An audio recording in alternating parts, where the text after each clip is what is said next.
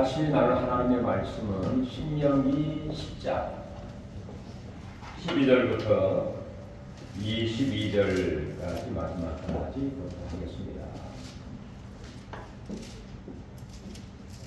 신명기 10장 12절부터 22절.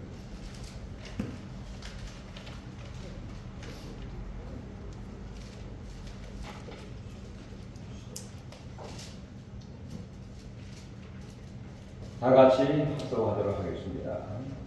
이스라엘아, 내 하나님 여호와께서 내게 요구하시는 것이 무엇이냐? 곧 내 하나님 여호와를 경외하여 그의 모든 도를 행하고 그를 사랑하며 마음을 다하고 뜻을 다하여 내 하나님 여호와를 섬기고 내가 오늘 내 행복을 위하여 내게 명하는 여호와의 명령과 규례를 지킬 것이 아니냐.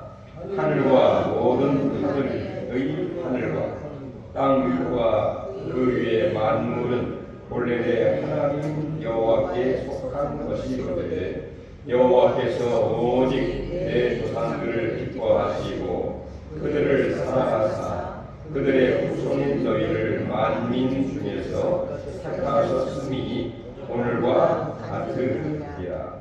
그러므로 너희는 마음에 할례를 행하고 다시는 목을 곧게 하지 말라. 너희 하나님 여호와는 신 가운데의 신이시며 주 가운데의 주시요 크고 능하시며 두려우신 하나님이시라. 사람을 뇌물로 보지 아니하시며 뇌물을 받지 아니하시고 고아와 과부를 위하여 정의를 행하시며 나그네를 사랑하여 그에게 떡과 꽃을 주시나니 너희는 나그네를 사랑하라. 전에 너희도 애굽 땅에서 나그네 되었음이니라. 내 하나님 여호와를 경외하여 그를 섬기며 그에게 의지하고 그의 이름으로 맹세하라. 그는 내 찬송이시요 내 하나님이시라. 내 눈으로 본 이같이 크고 두려운 일을 너희를 위하여 행하셨습니다. 애굽에 내려간 내 조상들이 겨우 70인이었으나 이제는 내 하나님 여호와께서 너를 하늘의 별같이 많게 하셨느니라. 아멘.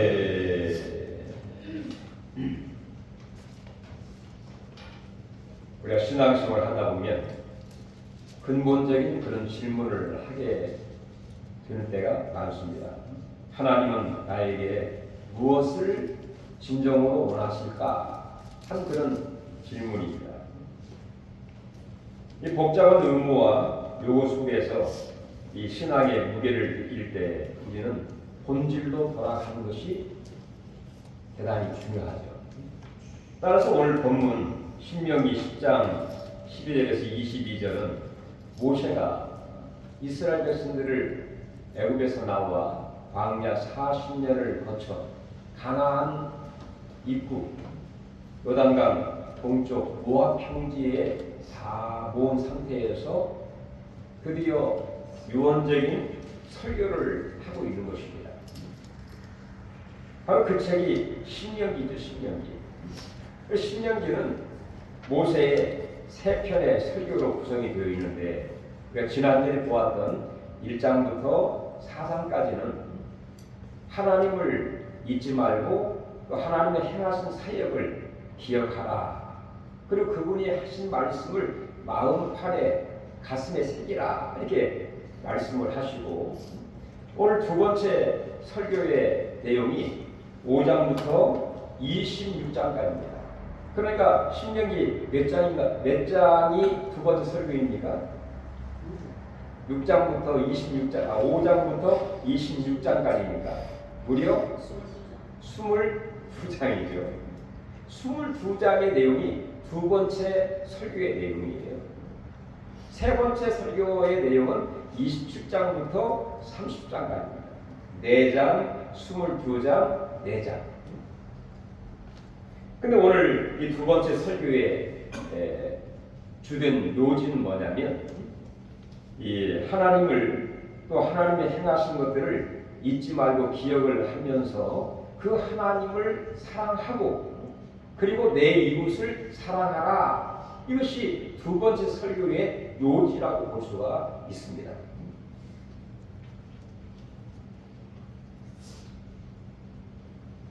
과연 하나님을 사랑하는 것이 어떤 것인가?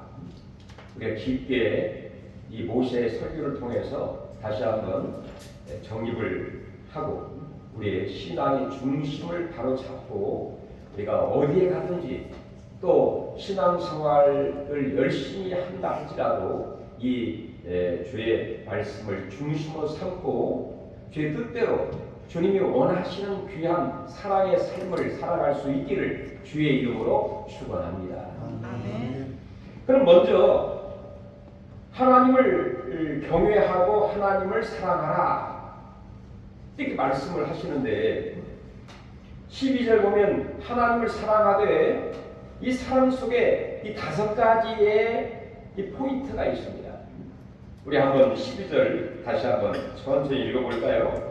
이스라엘아 내 하나님 여호와께서 내게 요구하신 것이 무엇이냐 곧 내 하나님 여호와를 경외하며 첫 번째 경입니다. 두 번째는 그의 모든 도를 행하고 세 번째는 그를 사랑하며 네 번째는 마음을 다하고 뜻을 다하여 내 하나님 여호와를 섬기는 것. 그리고 다섯 번째가 13절 마지막 보면 여호와의 명령과 규례를 지킬 것이 아니냐. 지키는 것. 이 5가지가 바로 주님을 경외하고 이 사랑의 핵심적인 태도를 제시해주고 있는 그런 단어라고 볼 수가 있습니다. 그러니까 이 5가지는 각각 독립된 항목이라기보다도 궁극적으로 하나님을 사랑하는 삶의 다양한 표현 방식이면서 또 사랑에 라는 이 뿌리에서 흘러나오는 5가지의 열매다 이렇게 말씀드릴 수 있을 것 같습니다. 우리가 하나님을 사랑하거나 또 이웃을 사랑하려고 하다 보면 사랑하려고 하면 뭔가가 나가야 되겠죠.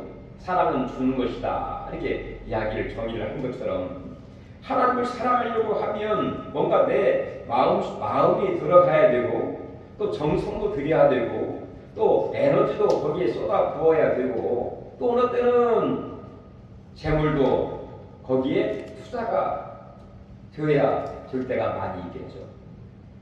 우리 하나님은 이렇게 사랑을 하라고 무작정 말씀하시고 또 동기부여를 해주시지만 어떤 이유 때문에 어떤 목적 때문에 이런 하나님의 어떤 그 원인을 제공을 하시면서 사랑하라고 말씀을 하고 있다는데 우리가 주의를 집중을 해야 합니다. 무작정 하나님을 내가 경외를 해야 되는가? 왜 하나님을 사랑해야 되는가? 그 내용이 14절부터 16절까지 쭉 소개가 되고 있는데요.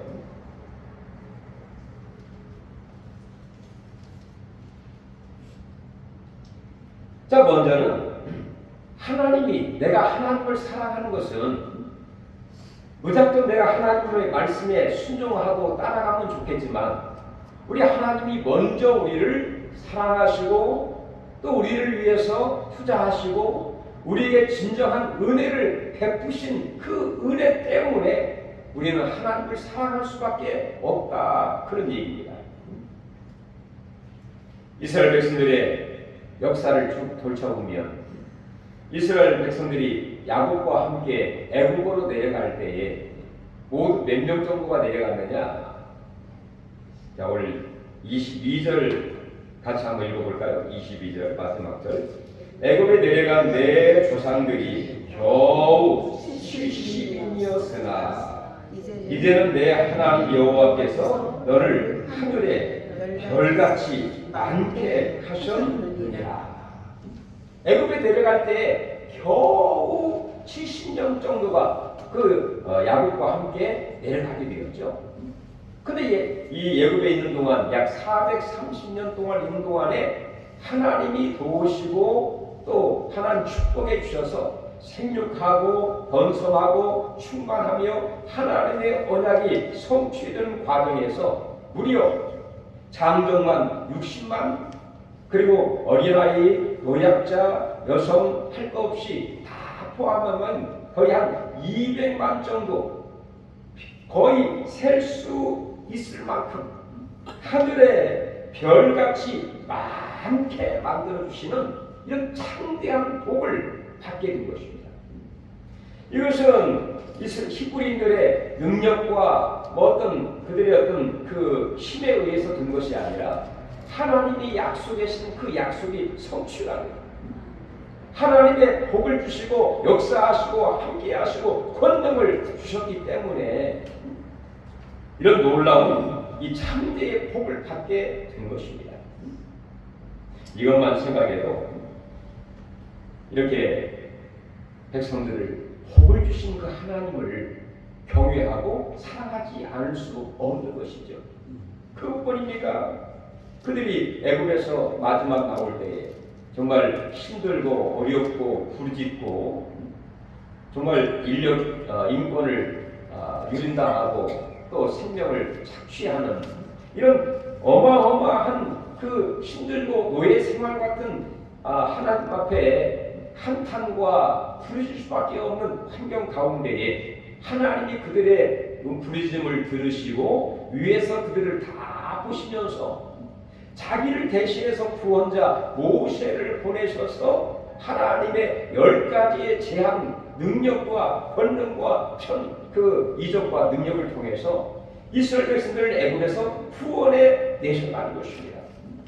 이렇게 애굽에서 나오게 된 그 연유가 하나님의 은혜와 기적과 능력으로 구원을 받게 되었고, 뿐만 아니라 40년 광야 생활하는 과정에 먹고 마시고 생활하고 또 그들이 병들지 않고 이렇게 살았던 모든 것이 하나님이 함께 하시고 이끌어 주셨고 인도하시고 은혜 베푸신 결과이기 때문에 온 백성들을 향해서 이 모세를 통해서 하신 그 메시지 설교의 내용이 이렇게 너희를 창대하게 하셨고 너희를 기적으로 너희를 구원해 내셨고 그리고 너희를 인도해서 이렇게 드디어 40년을 거쳐 가나안 이국까지 왔으니 이 하나님을 잊지 말고 하나님을 기억하며 그 하나님을 경외하라.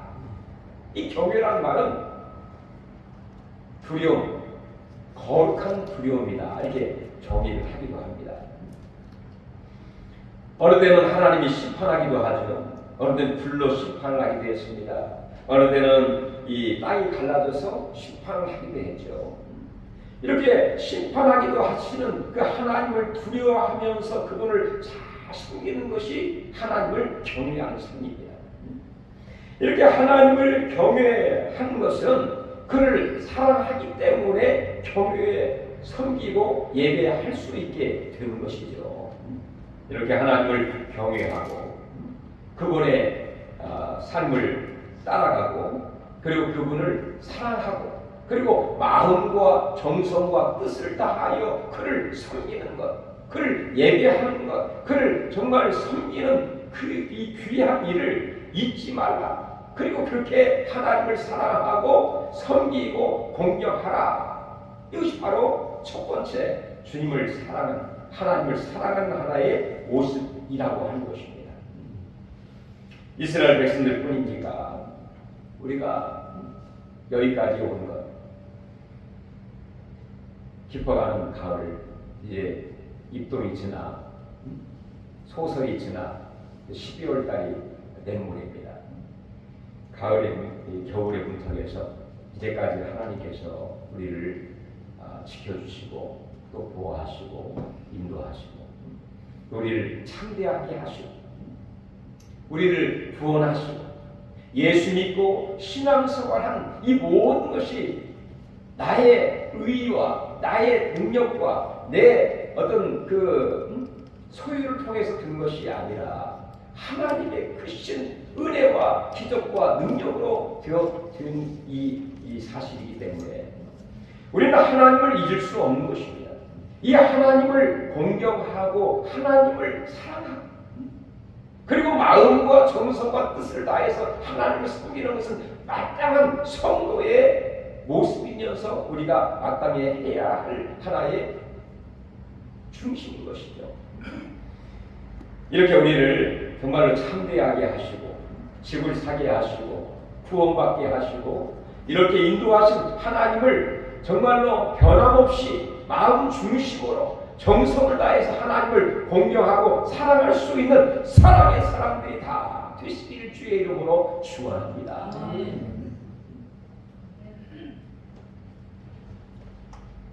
우리 하나님은 우리 모든 성도들이 복받기를 원하시고 우리에게 은혜 베풀기를 원하시고 그리고 우리가 다 행복한 삶을 살기를 하나님은 원하고 계십니다.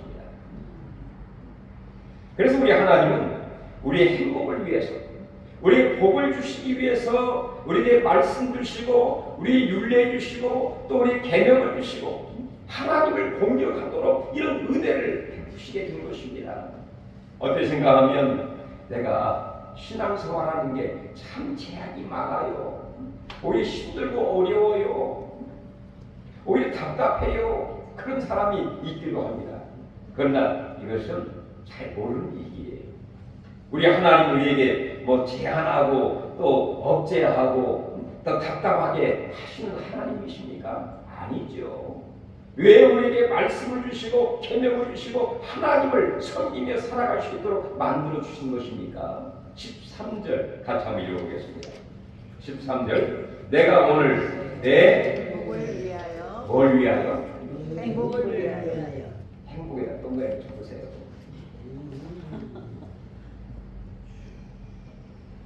내가 오늘 내 행복을 위하여 내게 명하는 여호와의 명령과 규례를 지킬 것이 아니냐. 우리 모두를 하나님은 정말 복을 주시기 원하시고 은혜 베풀기를 원하시는 하나님. 우리 하나님이 온 천지 만물을 창조하시고 감탄을 하셨습니다. 하나님 보시기에 좋았더라. 사람을 만드시고 하나님 형상과 모양으로 만든 그 아담을 보시기에 하나님이 심히 좋았더라. 감탄을 하셨습니다. 우리 모든 인간들이 하나님의 형상과 모양으로 지음받은 우리 모두가 하나님의 성령을 기운받은 우리 모두는 진정 복 있는 삶 또 행복한 삶을 살아가는 것이 당연하고 마땅하고 하나님의 뜻입니다. 여러분 다 행복한 사람이 되시기를 간절히 바랍니다. 이게 하나님도 원하는 거예요. 원하는 거. 어느 때는 우울합니까? 답답합니까? 불행합니까? 나는 불행해. 이건 좀 문제가 있는 거죠. 이렇게 우리 하나님은 우리에게 행복한 삶을 살기 위해서 우리에게 말씀도 주시고 계명도 주시고 이 하나님을 사랑하며 살아갈 수 있도록 만들어 주셨다는 것입니다. 우리 하나님이 이렇게 말씀을 주신 것은 그 말씀을 통하여 우리를 구원받게 하시고 죄악에 빠지지 않게 하시고 수렁에 빠지지 않게 하시고 또 방황하지 않도록 만들기 위해서 우리에게 하나님의 말씀과 계명을 우리에게 주시게 된 것입니다. 그러므로 그 말씀을 듣고 행하고 순종하고 나아가는 우리 모두의 삶에는 우리의 발걸음이 오히려 경쾌하고 자유롭고 구원의 감격과 만족과 기쁨과 소망과 사랑이 넘치는 삶을 살기 때문에 당연히 그 결과는 행복입니다.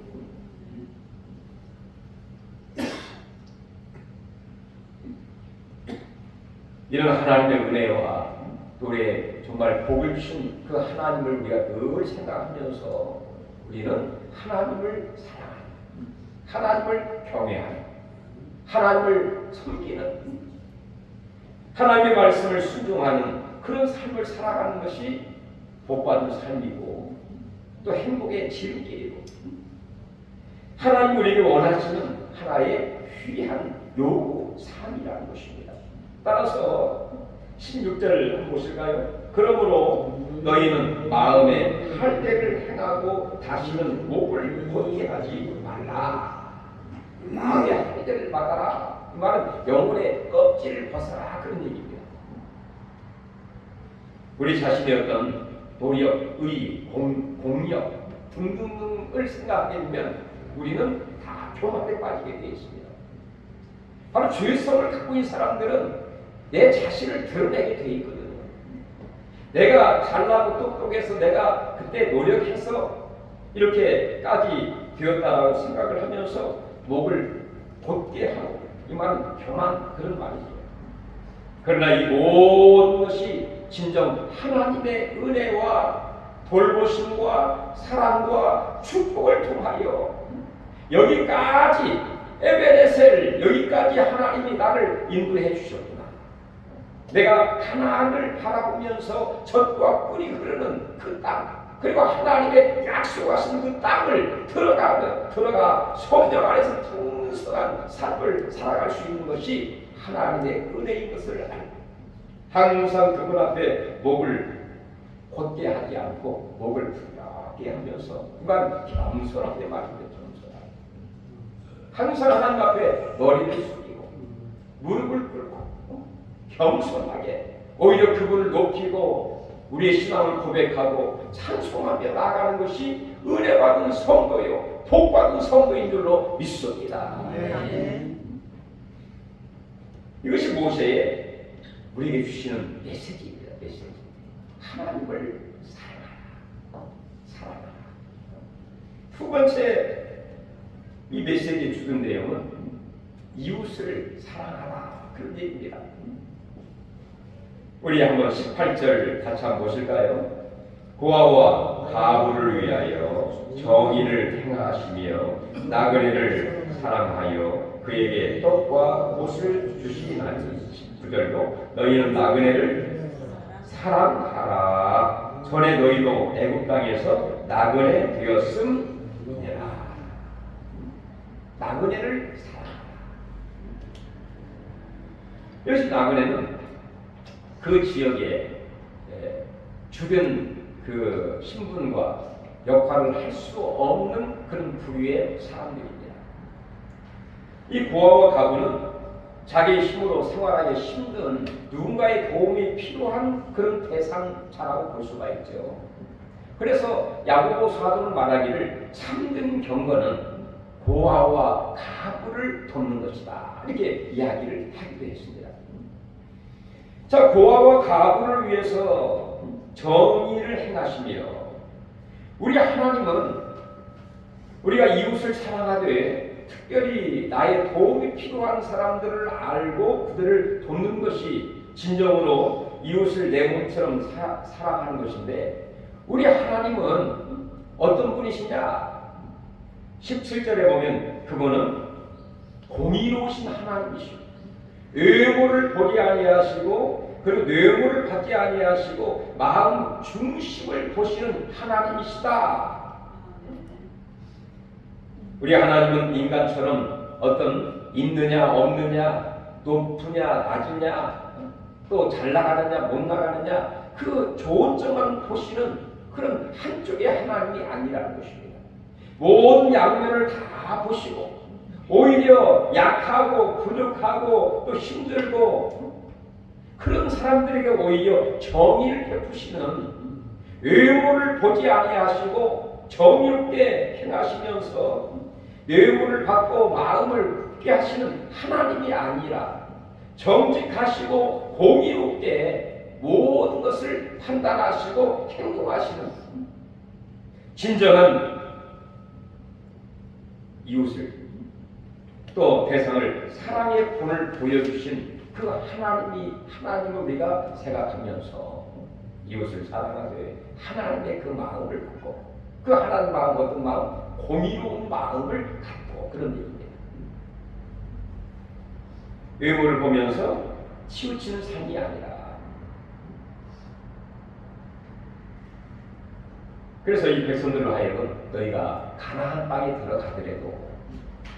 들어가도 하나님의 그 마음을 품고 또 가나안에 들어가더라도 가나안에 들어가서 정말 어렵고 힘들고 나약하고 병들고 자기의 힘으로 살 수 없는 그 대상자들에게 사랑하라 이렇게 이야기를 하고 있는 것이죠. 그러면서 한 가지 제안을 합니다. 여러분들도 이스라엘 백성들도 애굽에 있을 때 나그네처럼 생활하고 있지 않았느냐. 그 나그네로 있을 때에 그래도 하나님이 그 너희들을 도우셔서 그리고 굶어 죽지 않고 살았던 것이 하나님의 은혜이듯이 내가 애굽에 있을 때 도와준 것처럼 가나안 땅에 들어가더라도 나그네, 우리가 나그네 하면 그 선한 사마리아 사람이 생각이 나죠. 선한 사마리아 사람은 주류의 사람이 아닙니다. 유대인들이 오히려 멸시 천대를 하는 그런 사람입니다. 그런데 이 사마리아 사람이 이 길을 가는 가운데 여리고에서 그 아픈 사람을 만나게 되죠. 매를 맞은 사람을 만나게 됩니다. 그때에 그 사람을 치료하고 또 그를 돌보고 그리고 그를 데리고 가서 주막에 맡기면서 그를 좀 잘 돌봐달라. 필요한 부비가 있으면 내가 돌아와서 담당할 것인즉 좀 돌봐달라. 이렇게 부탁을 하게 되죠. 그러면 성경은 뭐라고 얘기를 합니까? 누가 과연 우리의 이웃이냐? 이 선한 사마리아 사람의 그 돌봄과 사랑과 이 정성을 가리켜서 선한 착한 사마리아 사람이다. 이렇게 이야기를 하고 있는 것이죠. 사실 우리가 남을 돕는다는 것은 넉넉해서 또 여유가 있어서 또 많아서 하는 사람은 100분의 1밖에 없습니다. 거의 다 살다 오면 다 부족하고 힘들고 어려운 다 이 현실이에요. 그렇지만 주님의 사랑의 강권에 의해서 이런 마음으로 이런 철칙으로 이런 신앙의 중심을 가지고 하나님의 사랑으로 섬기는 것이지 뭐 많아서 한 사람은 없습니다. 얼마 전에 저희 교회에 약 한 1년 동안 헌금을 하신 무명의 한 분이 계셨어요. 그분이 한 1년 정도 이렇게 헌금을 하셨는데 이름도 쓰지 않고 항상 헌금을 하실 때 어떤 헌금을 하시느냐, 11조와 그 다음에 구제 헌금과 선교 헌금 이렇게 세 가지를 이 헌금을 하시더라고요. 그래서 제가 누가 할까? 지금도 모르겠어요. 누가 하시는지 모르겠는데 근데 항상 이 선교 헌금과 구제 헌금을 포함을 해서 이렇게 헌금을 하시는 걸 보면서 참 이분 마음속으로 대단하시다. 이가 정말 복음이 땅까지 전파되는 데 있어서 또 어려운 자들에게 힘이 되고 위로와 용기가 될 수 있도록 이 헌금을 잘 사용을 하고 정말 하나님이 복을 주셨으면 좋겠다. 그런 마음으로 우리가 축복을 하면서 재정을 받은 적이 있는데요. 우리 하나님 이렇게 정말 그 시대에 그 환경과 그 지역에서 정말 혼자 힘으로 살기 힘든 이 과부와 고아와 나그네를 사랑하라. 성경에 보면 이렇게 실천에 옮긴 몇 사람들을 우리가 볼 수가 있는데요. 구약시대 대표적인 사람이 저는 보아스를 생각하게 됩니다. 이 보아스라고 하는 사람은 그 모압 지방에서 그 룻과 나오미, 이 나오미는 남편도 잃어버리게 되고 두 아들도 잃어버리게 되고 과부가 되었고 또 모든 재물을 다 탕진해버린 그 상태에서 결국에 다시 베들레헴으로 올라오게 되었죠. 베들레헴으로 올라오게 되었을 때에 그 며느리인 그 룻이 밭에 가서 이삭을 줍는데 마침 그 밭이 보아스의 밭이었죠. 이 보아스가 어떻게 했습니까? 이 여인의 형편과 처지를 알고 보이삭을 오히려 빼어내어 이삭을 죽도록 배회를 하고, 그리고 그에게 물과 떡을 주면서, 그리고 그 일하는 사람들로부터 보호를 해주면서 마음껏 이삭을 죽도록 그 역할을, 정말 그 구제와 봉사와 사랑의 실천을 보였던 사람이 바로 이 보아스였습니다. 그래서라기보다도 결국에는 보아스가 룻과 결혼을 해서 다윗의 조상이 되는 또 복을 받기도 했죠. 뿐만 아니라 신약에 보면 이 보르가라고 하는 이 헬라식 이름을 가지고 있는 사람이 있죠. 그 다음에 이 아람의 그 이름이 이 다비다, 다비다 또는 헬라어 이름 보르가라고 하는 그 여인은 선행과 구제가 심히 많았다라고 사도행전에서 소개를 하고 있습니다. 9장에서 이 사람은 과부를 위해서 속옷과 겉옷을 손수 만들어서 이 구제와 봉사 역할을 잘 하게 되었습니다. 그러다가 그만 이 보르가가 죽게 되었죠. 그런 가운데 그 베드로를 통해서 이 보르가가 다시 살아나게 되는 정말 큰 은혜와 복을 또 받게 되죠. 그래서 많은 사람들이 그의 선행과 구제를 알고 와서 정말 슬퍼하고 이후에 이렇게 다시 살게 되는, 복을 받게 되는 은혜를 얻게 되었고요. 또 한 사람 소개할 수 있다고 하면 고넬료라고 하는 사람입니다. 사도행 10장에 보면 이 고넬료라고 하는 사람은 가이사랴에 주둔했던 로마 군대 백부장이었죠. 근데 그의 삶을 보면 그는 하나님을 그가 경건하여 온 가족과 더불어 하나님을 경외하고 많은 백성들을 구제하고, 그리고 항상 하나님을 기도하는 그런 사람이었어요. 그래서 그 뒤에 보면 그의 구제와 그의 기도가 하나님 앞에 상달이 되었다. 그러면 하나님이 이 고넬료에게 환상을 통해서 이 시몬 베드로를 초대하여 하나님 말씀을 듣게 되었고, 이 고넬료의 집에 큰 부흥, 성회, 또 하나님의 큰 복을, 신령한 복을 받게 되는 그런 역사가 있게 되어서 로마의 선교의 귀한 중추적인 역할을 했던 사람이 바로 이 고넬료입니다. 그들이 이렇게 넉넉해서 여유 있어서 한 것도 아닌데 정말 믿음으로 구제하고 또 섬기고 또 사랑했던 그런 모습을 보고 있습니다. 여러분, 날씨가 이제 추워져가는 겨울이 다가왔습니다. 우리 교회에서 1년에 한 번씩 이렇게 어려운 자를 겨울에 도왔던 일들을 꾸준하게 해보고 있는데, 정말 성경 마태복음 22장에 보면 어느 바리새인이 예수님께 와서 이런 질문을 해서, 예수님, 성경 계명 중에서 제일 큰 계명이 어떤 계명입니까? 이렇게 질문을 하게 되었죠. 근데 예수님께서 하신 말씀이 주 너의 하나님을 사랑하라, 이것이 가장 큰 계명입니다. 그리고 내 이웃을 내 몸처럼 사랑하라, 이것이 둘째 계명이요 온 율법과 선자의 강령이니라, 이렇게 말씀을 했습니다. 가장 큰 계명, 하나님의 율법과 선자의 강령 중심 행위라고 할 수 있는 이 사랑, 하나님을 사랑하고 이웃을 사랑할 수 있는, 실천할 수 있는 사랑의 사람들이 다 되시기를 주의 이름으로 축원해 드립니다. 하나님 감사드립니다. 날씨가 추워져 가고 있습니다.